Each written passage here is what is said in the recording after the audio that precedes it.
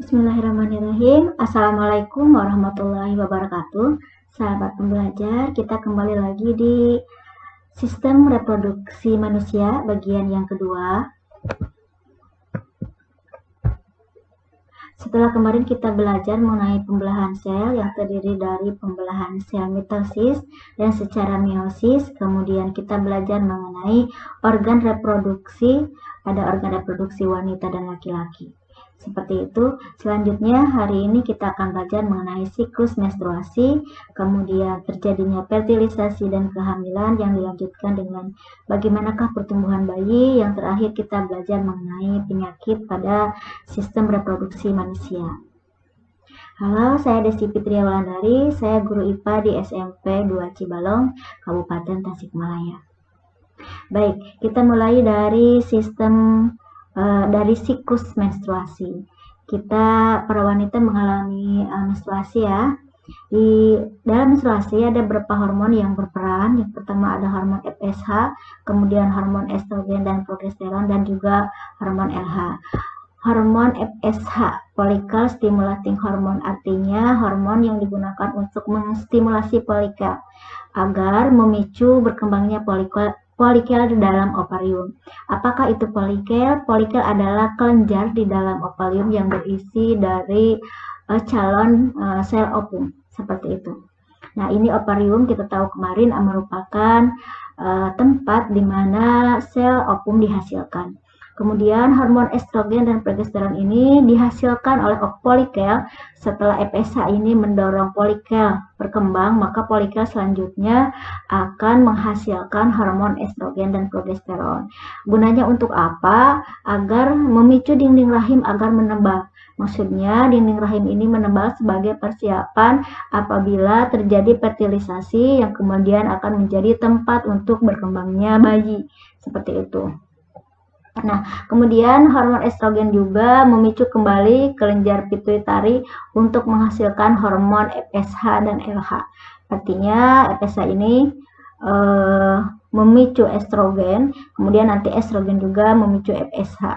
Nah, hormon LH ini, luteinizing hormone ini, hormon yang berperan dalam pelepasan sel ovum. Ya, jika diproduksi dan meningkat secara mendadak, maka akan terdapat banyak hormon LH yang ini bisa sebagai pertanda ya, digunakan untuk tes kehamilan. Biasanya pakai test pack. Nah test pack inilah kita menggunakan hormon LH. Kalau ini banyak, berarti di sana sudah terjadi kehamilan, seperti itu.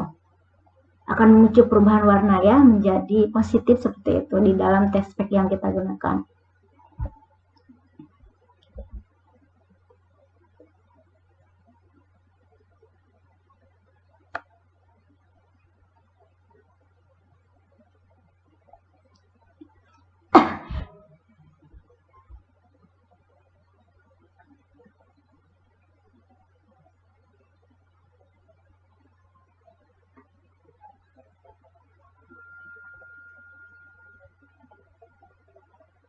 Fertilisasi dan kehamilan. Jadi kita ulangi lagi ya, bahwa ovarium ini merupakan tempat di mana sel ovum dihasilkan. Jika sudah terjadi perkembangan menjadi ovum yang matang, maka si ovarium ini akan melepaskan sel telur. Jadi kita para wanita mempunyai dua ovarium ya, yang sebelah kiri dan juga sebelah kanan. Biasanya untuk secara umum kedua ovarium ini akan melepaskan sel secara bergantian setiap bulan. Jadi hanya salah satu saja ya yang mengalami pelepasan sel ovumnya. Kemudian dia akan bergerak si sel ovum ini ke tuba Fallopi. Nah, disinilah nanti kalau misalkan terjadi pertemuan dengan sel sperma, maka di sini akan melebur, akan membentuk zigot. Nah, si zigot ini kemudian akan menempel di dinding rahim. Ini endometrium ya, endometrium itu bagian dalam rahim. Kemudian si zigot akan berkembang ya, seperti itu. Morula, gastrula, dan seterusnya. Nah, ini zigot akan menempel di dinding rahim. Ini disebut dengan implantasi. Jika terjadi kehamilan, maka disinilah bayi akan berkembang. ya selama kurang lebih 9 bulan dan akan nanti siap untuk keluar atau lahir.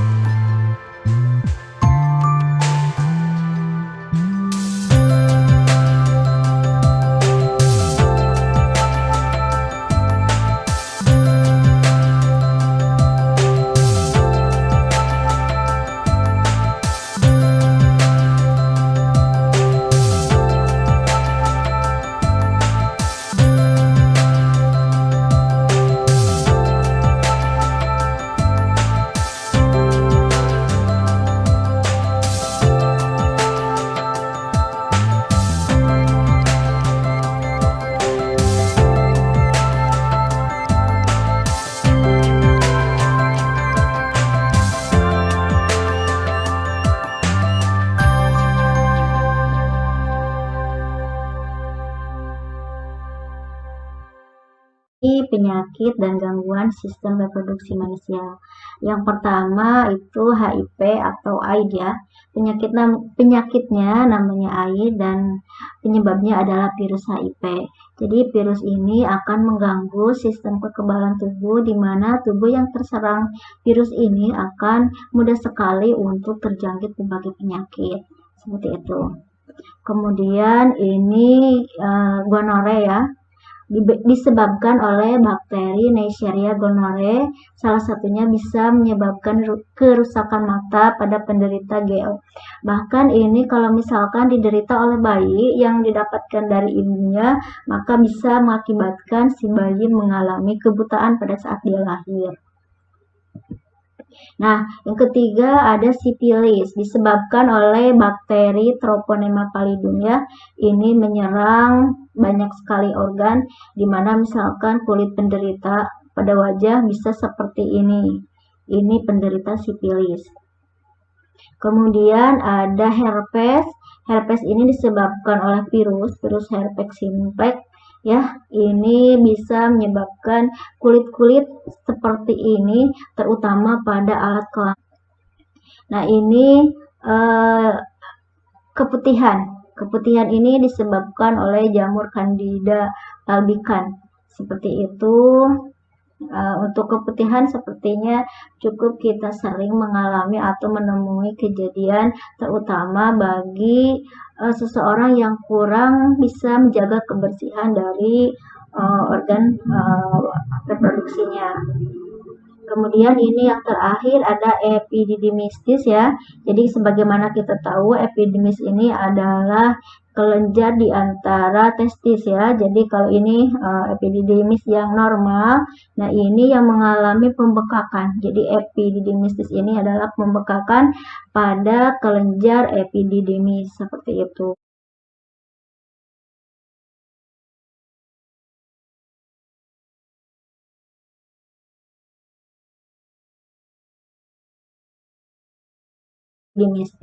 Demikian yang dapat saya sampaikan. Terima kasih. Wassalamualaikum warahmatullahi wabarakatuh.